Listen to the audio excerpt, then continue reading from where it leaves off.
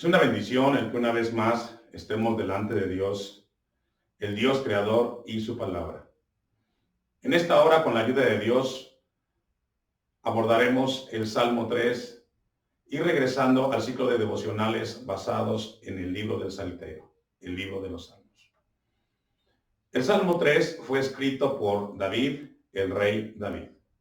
Es el primer salmo que se le da el título Salmo de David. También este salmo encontramos en particular una palabra que se repite a lo largo del libro de los Salmos, no en todos los salmos, pero sí en alguno de ellos, más de 70 veces, y es la palabra Selah. Una palabra que tiene un significado muy importante, aunque tiene que ver con la música, tiene un mensaje espiritual. Lo encontramos 3 veces en el libro, en el Salmo 3. Le hemos puesto como título a este devocional Oración y Confianza. Este salmo es escrito en el contexto cuando David peca con Betsabé y Dios envía al profeta Natán para confrontar al rey por sus hechos. Dios, como Dios omnipresente y Dios omnisciente, mandó un mensaje profundo al rey. Y también lo manda el día de hoy a su pueblo y a todos. Hacernos saber que nadie peca en lo oculto. Las consecuencias de las decisiones siempre estarán para aquellos que violentan la palabra de un Dios vivo. El apóstol Pablo, en la carta a los Gálatas, capítulo 6, versículo 7, Dios no puede ser burlado. Todo lo que el hombre sembrare, eso va a cosechar. El hombre decide el pecado, decide cómo pecar. Pero ya Dios estableció las consecuencias del pecado y es el mensaje de este Salmo 3. David encontró perdón en Dios, porque Dios lo confrontó. Y él entendió el mensaje profundo que tiene cuando se decide fuera de la voluntad de Dios, cuando se peca y violenta la palabra de Dios el hombre y las consecuencias que éstas pueden traer al hombre. Los hechos de la acción del pecado de David lo encontramos en el segundo libro de Samuel, capítulo 12 en adelante. Y en el capítulo 15 al 18 encontramos cómo Absalón, el hijo de David, comienza a perseguir a su padre, queriendo usurpar el puesto o el lugar de rey, y cómo la gente lo siguió. Todo esto porque el rey fue confrontado por su creador. Para David, le habló a través del profeta. Hoy, Dios nos sigue hablando a todos sus hijos a través de la Biblia, la santa palabra, la palabra de Dios, un Dios vivo. El mensaje es el mismo. Ser conscientes de lo trascendente e importante que pueden ser las decisiones del hombre y las consecuencias que, aunque Dios tenga misericordia, el hombre enfrentará, porque todo lo que el hombre sembrare, eso va a cosechar. Vamos a ver por un momento y rápido cómo Dios confronta al rey en el segundo libro de Samuel, capítulo 12, versículo 9. Dios le habló a través del profeta. ¿Por qué pues tuviste en poco la palabra de Jehová haciendo lo malo delante de sus ojos? Y Dios le confrontó a David y le dijo por qué había hecho lo malo ante los ojos de Jehová. Obviamente, al primero que ofendemos es a Dios. Al primero que ofendemos, valga la redundancia, es a Dios. Porque Él nos ve. Somos omnipresentes. Y la palabra de Dios dice, a Urías Eteo heriste a espada y tomaste por mujer a su mujer y a él lo mataste con la espada de los hijos de Amón. Dos cosas importantes. David cometió adulterio y luego cometió asesinato grave. Y esto enseña algo profundo. Un pecado lleva a otro. Nunca hay pecados aislados. Siempre hay un conjunto de pecados. Santiago en su carta habla el proceso de cómo se gesta un pecado. Primero, pasa por la mente. Lo importante que es los pensamientos que gobiernan nuestra mente. Y luego eso baja al corazón, es decir, después de un tiempo, ese pensamiento se traduce en acciones. Y las acciones tienen consecuencias. David tuvo que enfrentarlas. Y en el versículo 12 le dice a Dios, y esto debió de haber sido estremecedor en el momento para David. Porque tú lo hiciste en secreto, mas yo haré esto delante de todo Israel y a pleno sol, profundo. David pensó que nadie lo había visto, pero Dios lo había visto. El Dios omnipresente confrontó al rey, como en esta mañana Dios nos habla a nosotros. Dios está en todo lugar y Él lo ve todo. Dice, Él lo revelaría al pleno día del sol. Es decir, la gente se enteraría de los hechos de su rey. Y esto es fuerte.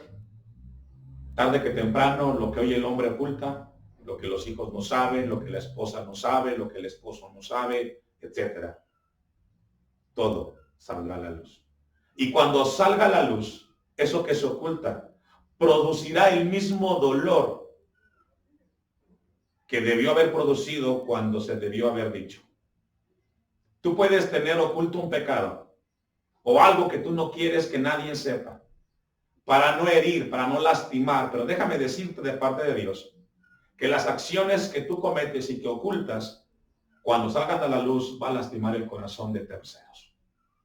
Por eso hoy Dios nos habla a vivir con transparencia, a vivir con rectitud, una vida de santidad que glorifique su nombre. Y si la falta fuera grave, podemos encontrar perdón como lo encontró David en su Dios. Obviamente las consecuencias se tienen que enfrentar, pero si amamos a los demás y amamos a Dios, es importante comenzar una vida recta sin esconder nada. Versículo 13, entonces dijo David a Natán, pequé contra Jehová. Y Natán dijo a David, también Jehová ha remitido tu pecado, no morirás. El corazón de David reconoció la falta que había cometido.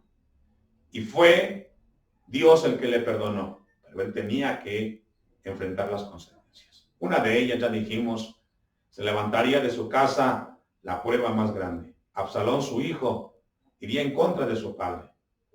Y eso le produjo dolor a David, porque era su propia sangre. La gente, los gobernados, también molestos por las acciones de su rey, algunos siguieron a Absalón. El pueblo se dividió. Y el mensaje es que las decisiones que se toman por aquellos que tenemos la bendición de estar al frente de un lugar, de una familia, son trascendentes. Las decisiones del padre no solamente afectan al padre, afectan a los hijos, a la esposa y a una familia muy grande. Por eso Dios quiere que tengamos cuidado. En ese contexto se escribe el Salmo 3, en ese ambiente difícil y hostil para el rey. Y el Salmo comienza de la siguiente manera. Oh Jehová, cuánto se han multiplicado mis adversarios, muchos son los que se levantan contra mí. Muchos son los que dicen de mí, no hay para él salvación en Dios. Y al final de este versículo 2 encontramos la palabra Selah. David inicia este salmo reconociendo que la gente lo perseguía.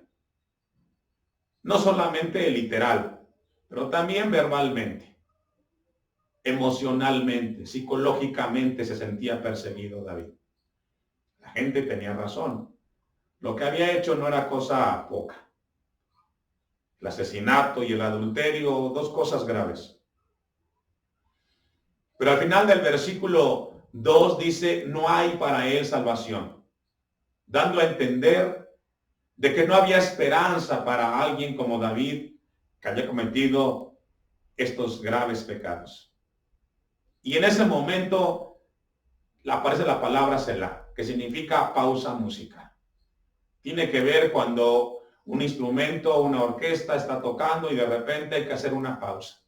En el terreno espiritual, Dios quiere que reflexionemos y meditemos en los hechos que estamos leyendo. Reflexionar en las consecuencias de las acciones y los resultados de esta, y cómo se llega a pensar que no hay esperanza. Humanamente es difícil enfrentar la vida cuando se comete una acción tan grave como la de David. Y ahí hay una pausa. Dios quiere que meditemos lo grave que son las decisiones fuera de la voluntad de Dios. Y dice el texto 3, mas tú, Jehová, eres escudo alrededor de mí, mi gloria y el que levanta mi cabeza. Con mi voz clamé a Jehová y él me respondió desde su monte santo. Selah. David reconoció dos cosas, pero antes de reconocerlas, él tomó una decisión. Decidió ir a Dios.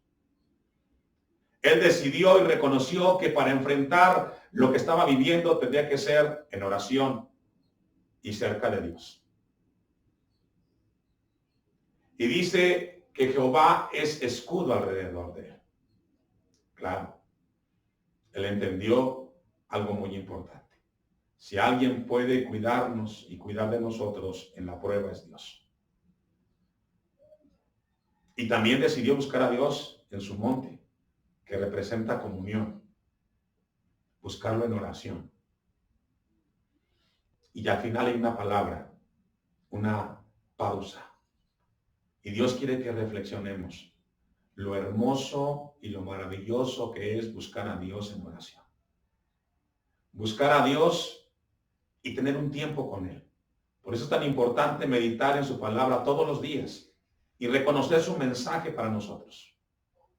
La confianza que produjo este momento en David fue muy importante, porque él pudo levantarse para enfrentar las consecuencias de sus acciones. Yo me acosté y dormí y desperté porque Jehová me sustentaba. David entendió en ese momento de comunión que él pudo conciliar el sueño y pudo despertarse en paz. Qué importante es eso. Solamente un corazón tranquilo y en paz con su Creador y con los demás puede tener esta bendición. Porque cuando hay problemas y mayormente resultado de las malas decisiones, es difícil conciliar el sueño. Y eso es lo que produce el pecado en el corazón del hombre. Pero David estaba tranquilo, porque Dios lo ayudaría a enfrentar la prueba. Claro, era dolorosa, fuerte. Y esto es lo que produce el pecado en el hombre: dolor y sufrimiento y daños a terceros. Al final del Salmo 3 encontramos por última vez la palabra Selah. La salvación es de Jehová, sobre tu pueblo sea tu bendición. Y al final del momento vivido por David, David reconoce que el perdón, la misericordia y la gracia no viene del hombre. El hombre difícilmente perdona. Perdona pero no olvida. Pero gracias a Dios que tenemos a un Dios que nos perdona. Puede ser muy grande la falta que se cometa, pero cuando venimos delante de Dios con un corazón contrito y humillado y con un corazón arrepentido, Dios nos perdona y da la gracia para enfrentar la vida tomado de su mano y de sus promesas. Hoy Dios nos habla a tener cuidado. Y por último, la palabra Selah. Dios quiere que reflexionemos, que meditemos por un momento en todo lo que hemos aprendido en este salmo. Que valoremos su amor y misericordia y que recordemos las consecuencias de nuestras acciones. Siempre, siempre las vamos a enfrentar, aun cuando Dios perdone.